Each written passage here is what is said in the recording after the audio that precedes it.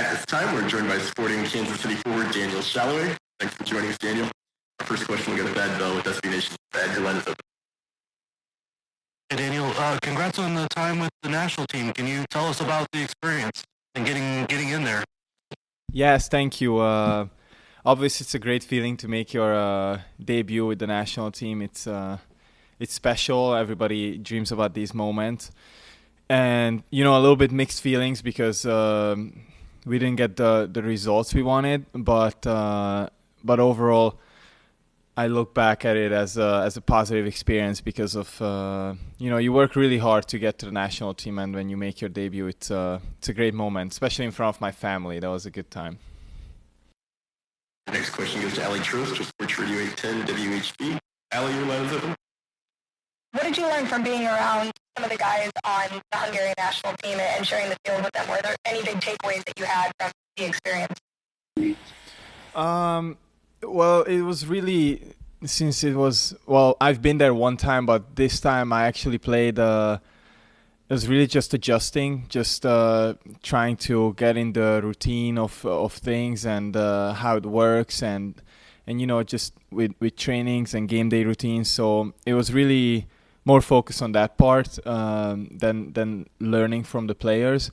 But I was a little, overwhelmed like the first time I got there because you didn't know what to expect. We were playing in front of 70,000 people against England, so you're surprised. You don't know what to really expect.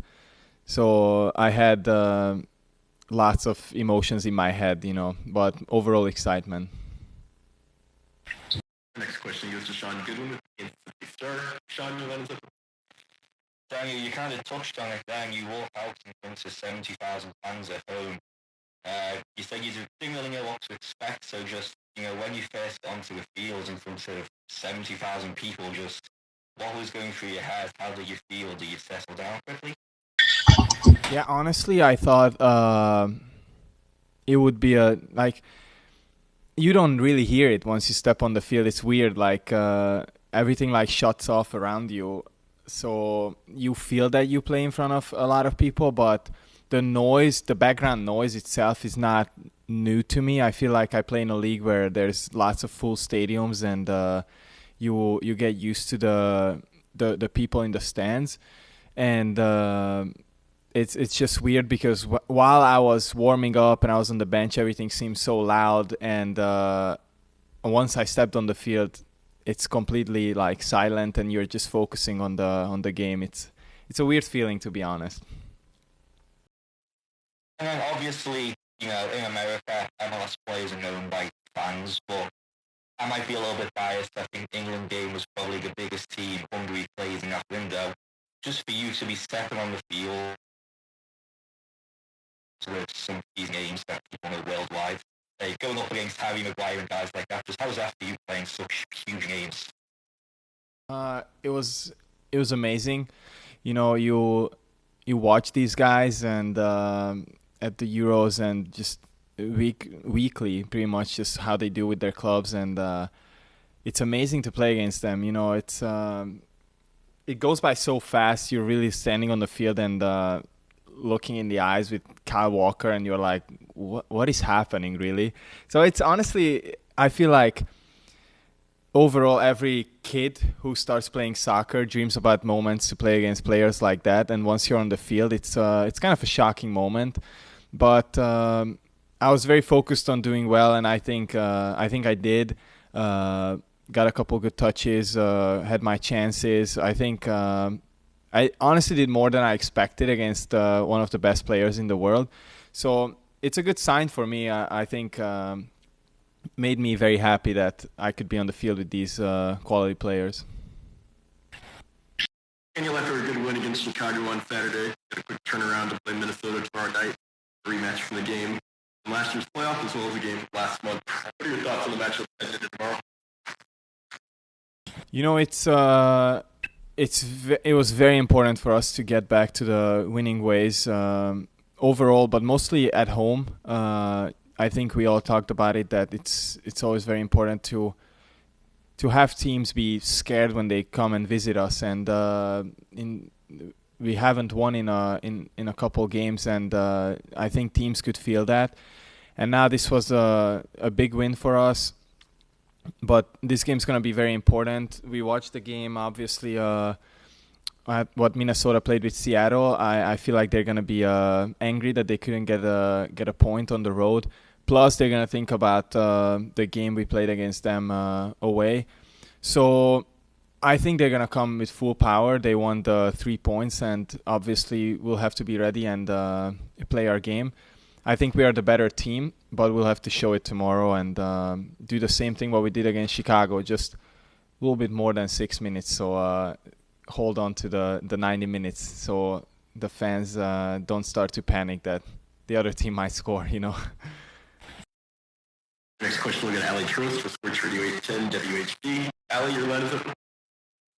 What's been a big focus for the team at training, just with a quick turnaround going into this game on Wednesday to try to have that repeat success that you did on Saturday night? Well, we talked about that we play well. We do great things on the field, and we have very good things overall, defensively and attackingly too. But there's also mistakes what you make, and what are not crucial mistakes, but it can be when we get to the playoff times, and small plays can decide your season. So we just kind of started to get into that habit of learning from those mistakes and fixing them. So just trying to make our game perfect, and that's going to be very important because these games are going to get closer and closer. Everybody want to get a spot in the playoffs and better spots, so we'll have to be ready for them. Your friend and teammate Johnny Russell hit the 100-game mark on Saturday night. I'm just curious for you, over these last 4 years, what have you seen from him as far as growth is concerned as both a player and then as a leader as well? Well, I think you all see what I see as a player. Over the years, he's proved his quality with his goals, his assists, and helping the team in difficult moments. And I think he was leading more with his play before, and I think this past year or so, I think he really picked up the leadership, like in trainings, and really grew into the captain role. And it's not easy, to be honest. Like, not everybody is great at being a captain. You can be a great player, but being a good captain and motivating your team and pushing them through in tough moments, that's not easy. And he does it very well. So I'm happy that he picked up his role, and I hope he's going to continue it in the next years because I think he deserves it. What's your favorite thing about him as a captain? Like, what's something that he does that you think makes a really exceptional captain? I was surprised how good his pregame speeches are. I think that's not easy, and he's very good at it. From the first moment, he's good. He's short, gets to the points and gets you hyped. So I think he's good at it. I always thought Bees was good at it. I always thought Roger was good at it. But not everybody. You've played with captains when they start stuttering and you're like, dude, just get to the point. But Johnny's really good at it. Next question goes to Sean Goodwin with Kansas City Star. Sean, your line is open. Yeah, Daniel, just for you personally, going back to, you've played internationally, you've come back to Kansas City, back to club level, heading into that Chicago game, do you need to adjust your mindset at all? Is it a different way of approaching the game from international to club? And was that a difficult thing for you, if so? Well, it was... since it was the first time, really, it was just a very exciting, overwhelming feeling, playing for the national team, and you try to do your best, really focused, and all those things. And I think it worked out well, but really coming back, I'm always, even when I left with the U21s, I'm always super excited to come back. You kind of get used to playing here at Sporting, and then you leave, and then you miss it, obviously. So it's so nice to come back, see your friends, see the fans who love you and play in front of them. So it's really excitement and what you could see how the team played, really like how strong we started. That's how I felt too, that you just want to give everything from the first second coming back from the national team duty. So obviously it's not going to be easy traveling if I get called in more and more, but hopefully I can manage it and play well on both sides. Next question goes to Ellie Troost. Ellie, your line is open. All right, Daniel, I know there's still a good amount of season left to be played, but I was talking to Kyrie about this.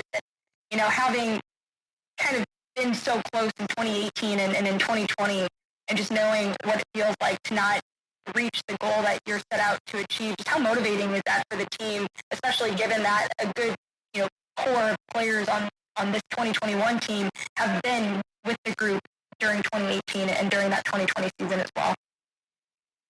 Yes, obviously it's going to be crucial for us to get the best seed possible going into the playoffs, because it matters a lot. But at the same time, this is the year, I think, that shows how ready we are for the playoffs in a way, because we're doing very well on the road as well. So this year, I think we can be ready for anything when the playoffs come. But obviously there's still so much time and so many games until. So it's really just tough in this league. With one game, your season can end, and you can also be a hero. Like it's just crazy, to be honest. So I'll be curious how we finish the regular season, and then playoffs, you just have to go game by game. What are some things, both individually and then as a team, that you all are kind of working on to, try to, like you had mentioned earlier, perfect during this final stretch of games? Yeah, it's there's not much you can really add to your game. It's more like fixing a couple of things, and we play very well, like keeping the ball possession-wise, but you still make mistakes, and some of the movements you do, you can get into a routine when some things are working, so you get lazy with it, and then you can get surprised by another team who comes flying at you early on the game. So, just staying on top of your game and everybody focused and doing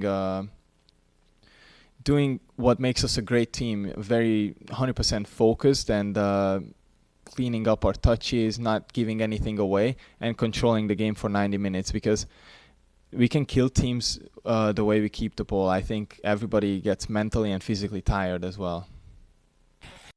Daniel, thank you very much for the time today. Thank you. That concludes today's media availability with